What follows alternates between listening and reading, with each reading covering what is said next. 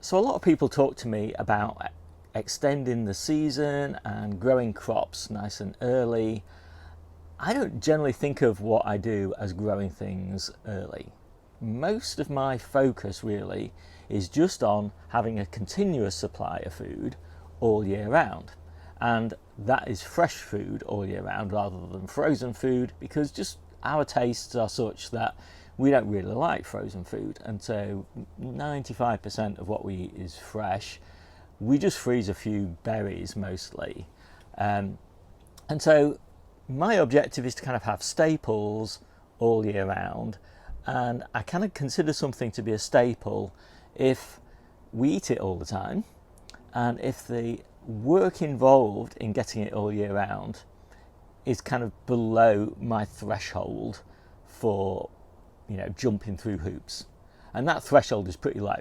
So I won't spend any money on it for a start, and I won't, put a lot of time and effort into it because I just don't have a lot of time and effort. So things like potatoes are relatively easy to have all year round, and not just new potatoes, but baking potatoes and all different types of potatoes.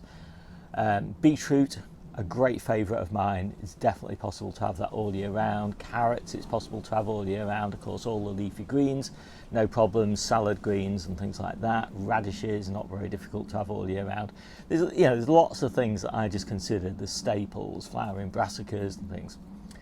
So yeah, jump through a few little bits of hoops, use of grow lights here and there, aggressive timings, willing to take a little bit of a risk and have backup crops if some of them fail. Those are the sorts of things that I generally do just to keep, us in staples all the time. Things that I can't realistically keep us harvest all year round, those are generally the fruits. So most difficult are things like tomatoes and cucumbers and beans. I know beans aren't fruit, but anyway, those types of things. On of those things, I just wanted to talk today about where I kind of rank them in terms of difficulty of achieving, a good, worthwhile season extension. For me, there's not a lot of point harvesting 3 cucumbers a week, for example, because we typically eat, 20 cucumbers a week. And so, I'm still going to the shops to buy them. Similarly, there's not a lot of point having a handful of tomatoes, because we go through, I don't know, probably 30 or 40 tomatoes a week or something like that. So, and that's eaten fresh. And so, really the threshold for me of making it worthwhile growing something early is that it allows us to get self-sufficient in that thing early. And I think cucumbers are top of my list for that, because I can get them 6, sometimes 8 weeks early fairly easily in the conservatory. I can get my yield up to about 20 to 30 cucumbers relatively easy from 4 plants that are not really taking up very much space at all. And right now we're harvesting 70 cucumbers a week. And so that's the kind of level that we'll work at all the way through summer, and then we'll work back down to sort of 30 and then 20 sort of as we get into sort of autumn, and then we won't have them. I won't eat any cucumbers then all the way through until late April again next year. And that works for me, because to be honest, I get pretty fed up of things, having eaten so many of them, day after day after day. I like a break, and then I really like to look forward to eating them again. So the next thing I would say probably high on my list is peas. And here I'm particularly talking about sugar snaps and mange tout, where you're eating the whole pod and the pea itself. And I really like getting those early. For me, they're an amazing first taste of spring, really a first taste of summer, I guess. And I can get those, again, really nice and early for almost no extra effort. Just popping them at the back of a polytunnel, of a low tunnel. no effort really, take up no space, no special treatment, they're hardy, so you don't need to worry about frost or anything like that. Really great. Next up I think would be strawberries, which I grow in the polytunnel in hanging baskets, so that's my kind of first crop, and then I move half of the hanging baskets out into the back garden. They give me a crop a few weeks later, and then the ones outside under a low tunnel, they give me a crop just a few weeks after that. So it's a nice continuous harvest, and that goes on all the way through until autumn. Again, it's not that much effort really. Until they're flowering, they're perfectly hardy. They don't need any special treatment, don't need any fussing. All they need is to be brought from outside inside sometime around the end of January, the beginning of February, stuck in the polytunnel up in the roof space, and just left to it. And as I said, they don't really need any fussing. So I really like those. So next probably would be for me something like French beans. I can get French beans pretty early, and they're pretty prolific. And since I don't eat a huge amount of beans, just a few handfuls a week is enough for us. And we can get that nice and early in summer. This year actually we're a little bit behind on the beans, just a few little planting mistakes there.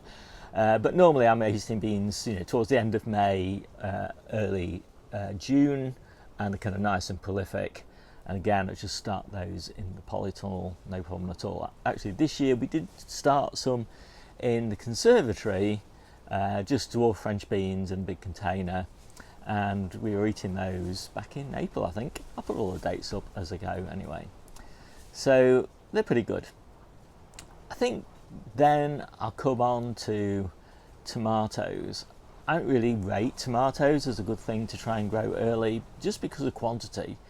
In past experiments, I've really only got a handful of early tomatoes, just enough to snack on, not enough to meet our full week's requirements. We're probably eating sort of 20, 30 tomatoes a week fresh, and I'm only harvesting 10 a week or something like that, and so I'm still buying them from the shops. And if I'm still buying them from the shops, it doesn't really seem to be that much point in growing them early.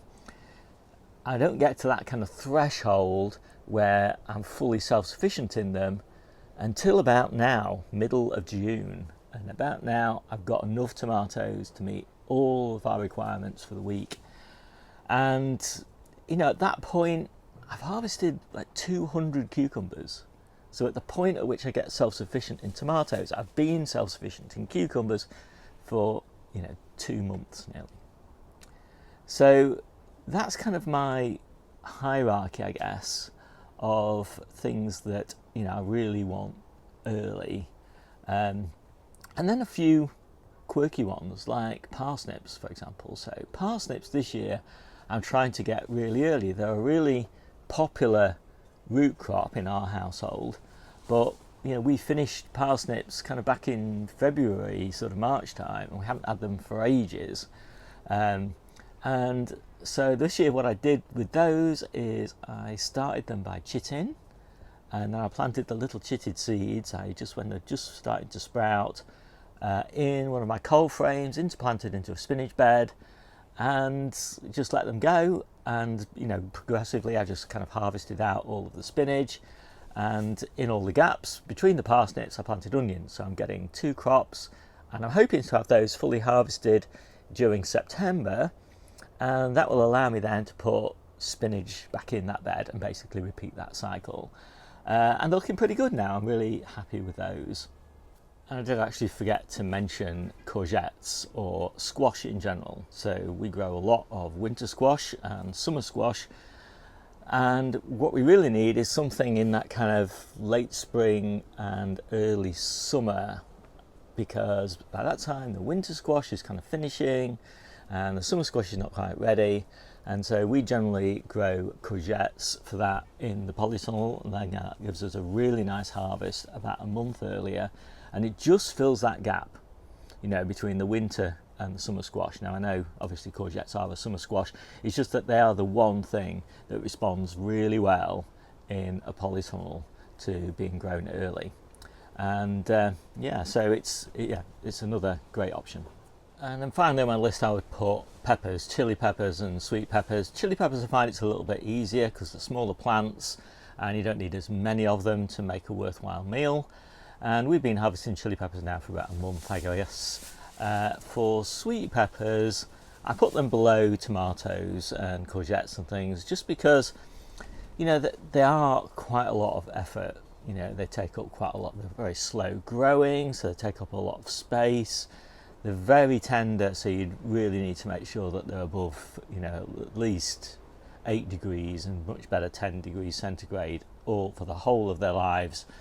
As I say, but that's not quite true really of courgettes, it's not true of beans, it's not true of tomatoes. So they do take quite a bit of effort, and it's going to be kind of the middle of June to late June before we're kind of self-sufficient in peppers. And peppers are one of the things that we do freeze a little bit of as well. So another example might be something like leeks, and it's not, you know, it's not great. Leeks don't really respond for me very well to trying to have them early. I do a few early ones in the polytunnel, but I don't really need to have them that early because I find that the easiest way to get leeks early is to substitute.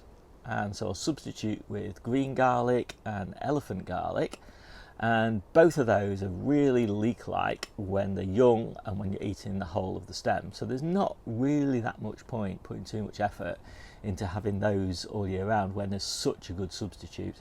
And I think generally speaking, I will always prefer substituting a product, a harvest, rather than growing it early, if the substitute is kind of really prolific at the time of year when the early crop is, you know, really not enjoying it. Unfortunately, I just don't have good substitutes for cucumbers and tomatoes, so, you know, for those it's just worth jumping through a few hoops, and beans and things like that. Now of course a lot of people will say the substitute is freeze them. Nah, for me, you know, fresh food just trumps frozen food every time. So anyway, I hope that gives you a bit of a clue as to how I approach things. And if you want all the details about all the different types of veg that we grow, take a look at my ebook below, and the individual growing guides and the year-round growing guides, and they cover all of the ground that I've just talked about in great detail with all the timings and all the varieties and everything. My name's Steve, this is the Seaside Kitchen Garden and Allotment channel, and I'll see you soon.